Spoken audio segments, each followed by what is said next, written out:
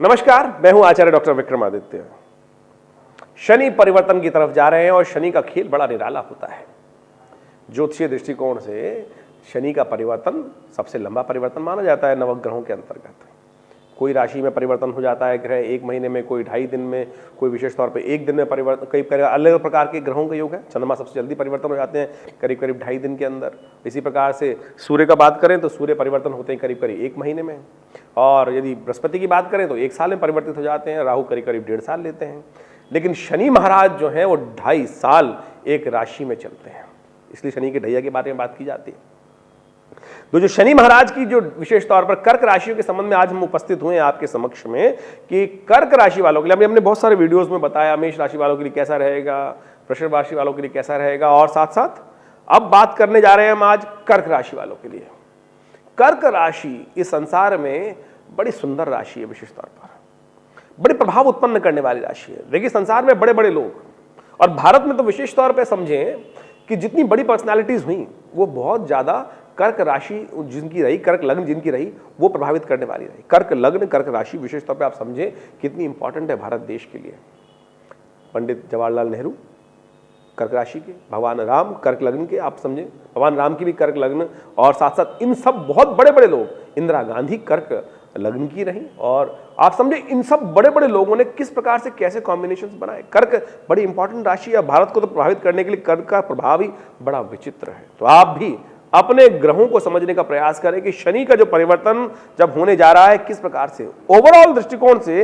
यदि हम दृष्टिकोण की बात करें, पाद, बहुत सारे पैर, कौन से पैर शुभ होते हैं, कौन से पैर अशुभ होते हैं, ज्योतिष के मानने का तरीका होता है स्वर्णिम पाद, विशेष तौर पर रजत पाद, ताम्र पाद और लौह पाद, इस कैटेगरी से नापा जाता है। कर्क राशि के संबंध में यदि बात करें तो कर्क राशि का जो पदार्पण विशेष तौर पर जो शनि, कर्क राशि पर शनि का जो पदार्पण हो रहा है उसकी जो तुलना करें, वैसे तो देखा जाए तो लौह पद में आ रहा है वो भाग, और लौह पद विशेष तौर पर वैसे तो शुभ माना जाता है।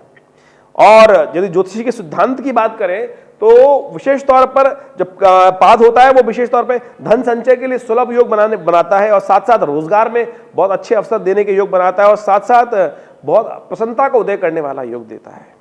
शनि अभी तक कहाँ चल रहे थे? शनि अभी तक चल रहे थे, आप जानते ही होंगे, कुंभ, विशेष तौर पर मकर राशि में चल रहे थे। मकर राशि जो थी विशेष तौर पर आपके सप्तम भाव पड़ती है। कर्क से सप्तम भाव देखें तो वो आपका सप्तम भाव आ जाता है, और शनि से आपको देख रखे थे लग्न में।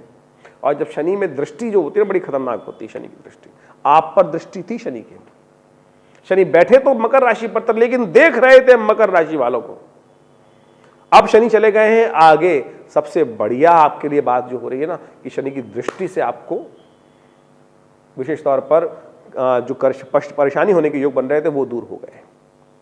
एक पिप्पलाद ऋषि हुए हैं, शनि की दृष्टि की बात याद आ गई तो हम आपको बताते हैं। और पुराणों में बड़ी कथा आई है कि पिप्पलाद ऋषि विशेष तौर पर जो थे वो विशेष तौर पर बड़े कष्ट, शनि का जो दृष्टि विशेष तौर पर थी ना उनके जीवन में पड़ी, शनि का गोचर उनके दृष्टि पर पड़ा।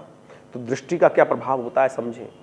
कहा जाता है कि जब विशेष तौर पर पिप्पलाद ऋषि का शाप पड़ा, जब दिया पिप्पलाद ऋषि के जीवन में, जो उन्होंने शनि को शाप दिया और शनि पर दृष्टिपात किया अपनी साधना से, तो शनि भी जमीन पर आ गए थे और उसी दिन वो पंगु बन गए। जब जमीन पर आकर गिरे, कहा क्या जाता है कि एक बार नारद जी कहीं घूमते हुए जा रहे थे, रास्ते में एक ऋषि पुत्र उन्होंने देखे और ऋषि साधना कर रहे थे। जब उनके दिव्य दृष्टि से नारद जी ने देखा तो क्या कहा कि एक ऋषि के पुत्र है। और जब विशेष तौर पर समय पड़ा तो कहा जाता है कि बहुत कालांतर में कोई दुर्भिक्ष पड़ा, बड़ा विशेष तौर पर कहा जाता है कि जैसे कि मतलब भूखमरी हो गई और अकाल पड़ा। अकाल पड़ने से क्या हुआ, ऋषि वहाँ से कहीं गमन कर रहे थे तो एक बच्चा उनका जो बाल था वो छूट गया कहीं। वहीं पीपल का पेड़ था तो वो वहीं रह गए और पीपल के पेड़ का भक्षण, पत्तों का भक्षण, उनके बीजों का भक्षण करके ही जीवन यापन करने लगे। तो विशेष तौर पे जब उनका जीवन जिस प्रकार से चला तब उन्होंने देखा कि बड़ा दिव्य बच्चा है और साधना में रत है। तो नारद जी जब समक्ष आए तो उन्होंने, बालक ने नारद जी को प्रणाम किया। नारद जी से कहा था तो महाराज तो आप तो देवज्ञ हैं, खासतौर पर आपकी तो दिव्य दृष्टि प्राप्त है, आप केवल ये बताएं कि मेरे भाग्य में ये क्यों हुआ। तो कहा जाता है कि महाराज ने कहा, नारद जी ने कहा कि हे ऋषिवर, तो आपके जीवन में कष्ट शनि के महाराज कारण से आया है। तो जैसे ही उन्होंने ये बात की तो उन्होंने दृष्टिपात ऊपर किया शनि पर और शनि कहा जाता है कि वह जमीन पर आके पड़े। उसी दिन से शनि पंगु हो गए। और शनि की दृष्टि, जो दृष्टि हो ना, वो इतनी खतरनाक होती है, दृष्टि विशेष तौर पर, तो आप समझ लीजिए। तो शनि की दृष्टि भी इसी प्रकार से जब लोगों पर पड़ती है तो वो उनके जीवन में कष्ट उत्पन्न करने के योग बना देती है। तो शनि की सीधी दृष्टि आप पर पड़ रही थी, अब परिवर्तन का आ गया है योग, शनि आपके चले गए अष्टम भाव में। तो सबसे बड़ी रिलीफ की बात यह है कि जो सामने आपकी कल्याणी ढैया चल रही थी, साढ़े साथी के प्रभाव आपके जीवन में उत्पन्न कर रही थी, एक प्रभाव सेम माना जाता है, उसी प्रकार से बड़ी साढ़े साथी हो जाती है 7.5 साल की। ये जो ढैया है ये करीब करीब केवल कुछ समय 2.5 साल के लिए होती है, तो उससे आपको निजात मिलने वाली है। तो बहुत बढ़िया परिवर्तन आपके लिए होने वाला है, बहुत सा रिलीफ प्राप्त होने के योग बनने वाले हैं। तो ये 17 जनवरी के बाद से जब कुंभ में शनि जाएंगे तो आपके लिए कई प्रकार के लाभ देने के योग बनाने वाले हैं, आपको बहुत बढ़िया लाभ प्राप्ति के योग बनेंगे। तो इसलिए आपको इस समय का उपाय लाभ करते करते आपको लाभ लेने का प्रयास भी करना चाहिए। लेकिन जो शनि का परिवर्तन जो अष्टम भाव में जा रहा है, दृष्टिकोण से यदि देखें तो आपको यदि सूझबूझ के साथ काम करने की जरूरत है। शनि का जो पदार्पण आपके विशेष तौर पर आ रहा है, कहां पर जा रहा है, ये आपके जा रहा है अष्टम भाव में। अष्टम भाव है बंधन का, अष्टम भाव है जेल का, अष्टम भाव है मृत्यु का। तो इस सब समझ लीजिए, जो अष्टम भाव विशेष तौर पर आपके जीवन में जो योग बना रहा है, वो कई प्रकार के आपके जीवन में कष्ट देने के योग बना सकता है। इसलिए बड़ी बुद्धिमानी के साथ आपको इन समय का उपयोग करते हुए काम करने का प्रयास करना है, अन्यथा कष्ट में आपके जीवन में कुछ ना कुछ उत्पन्न होने के योग बन सकते हैं। बड़ी सावधानी के साथ काम करने की जरूरत है। शनि आपके विशेष तौर पर इस गोचर के प्रभाव से कहां देखेगा, आपके दशम भाव को देखेगा। दशम भाव आपका राज्य का भाव है, नौकरी का भाव है। तो कहीं भैया नौकरी मत छोड़ देना, इस बात को समझ लो। आपको हम समझाने का प्रयास कर रहे हैं, नौकरी के भाव में कष्ट उत्पन्न कर सकता है शनि महाराज। तो बिल्कुल बड़ी सावधानी के साथ, बुद्धिमानी के साथ ऑप्शन देखने के बाद दूसरा कदम तभी उठाएगा जब नहीं तो कष्ट में फंस सकते हैं आप। इस बात का ध्यान रखते हुए काम करने का प्रयास कर। शनि ग्रह जो विशेष तौर पर आपके लिए परिवर्तन की तरफ जा रहे हैं, हम देखें, क्योंकि आपके अष्टम भाव में बैठकर कहां देख रहे हैं, जो विशेष तौर पर हमने जैसा आपको बताया दशम भाव को देख रहे हैं, द्वितीय भाव को देख रहे हैं, और साथ साथ आपके पंचम भाव को भी देख रहे हैं। पंचम भाव विद्या का भाव है, पंचम भाव विशेष तौर पर बुद्धि का भाव है, और साथ साथ जो द्वितीय भाव है वो ट्रेडिंग का, धन का, परिवार का, कुटुंब का, सबका भाव माना जाता है। तो इन सब संबंधों में कुछ कष्ट आने के योग बन सकते हैं। तो समझ लीजिए, इन सबको आपको ध्यान रखने की जरूरत है। देखिए, आप इस बात का ध्यान रखिएगा, पैसा तो आ सकता है लेकिन लोन फॉर्म में ना आ जाए। ये शनि महाराज आपके लोन को फाइनल कराने की तरफ आपको योग बना सकते हैं कि लोन के संबंध में तो ऐसा पैसा, लेकिन लोन ऐसा देखिएगा वापस भी करना होता है भाई। पुराना जमाना नहीं रहा कि बड़ी बड़ी कंपनीज बना देते थे लोग और लोन लेकर, और उसके बाद फिर क्या कष्ट देते थे। लेकिन शनि महाराज आपके लिए योग दे रहे हैं कि आपका लोन पास करा सकते हैं, धन को विशेष तौर पर लायबिलिटी के फॉर्म में आपके जीवन में बढ़ा सकते हैं। तो आपको बड़ी सावधानी के साथ काम करने की जरूरत है, शनि के कुछ उपाय करने की जरूरत है। तो जैसे हमने कथा सुनाई, तो एक मंत्र आपको बता रहे हैं, ओम पिप्पलादाय नमः। एक मंत्र केवल, ओम पिप्पलादाय नमः। इस मंत्र का, और ज्येष्ठ विशेष तौर पर शनि अमावस्या के दिन इसका मंत्र का यदि जप कर लेंगे तो देखिएगा, हर अमावस्या के दिन इस मंत्र का विशेष तौर पर जप करने का प्रयास करें।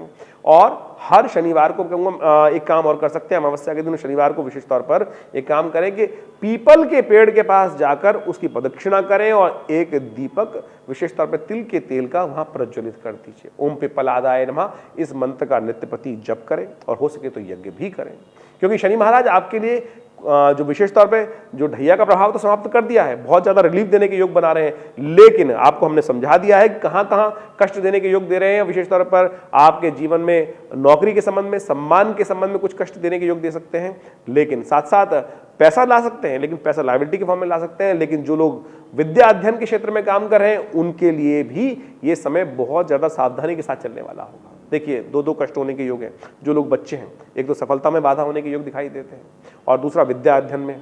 तो आप जो लोग एग्जाम जा रहे हैं, कॉम्पिटिटिव एग्जाम्स की तरफ जा रहे हैं, उसमें आपको मेहनत ज़्यादा करनी पड़ेगी। एक बच्चा था जो हमारे आश्रम पे आता था पिताजी के पास, मुझे नाम आज भी याद है, डॉक्टर आनंद नाम था उसका, और हमारे बहुत परिवार के साथ जुड़े हुए थे। और वो बेचारे ने एक दिन रोज शाम को हमारे आश्रम पे गोष्ठी लगती थी, सब लोग बैठे होते थे वहां पर पिताजी के साथ। तो पिताजी ने जन्मपति देखी, बोले भाई तेरे जीवन में कुछ कष्ट होने के योग हैं। बोला महाराज मैं आपकी प्रेडिक्शन को गलत करके दिखाऊंगा। अरे भाई ठीक है। आचार्य जी ने कहा भाई जो योग था हमने आपको समझा दिया, अब करने की जरूरत है। उसने खूब मेहनत करी, सब बढ़िया से अच्छे से एग्जाम दिया, सब कुछ हुआ।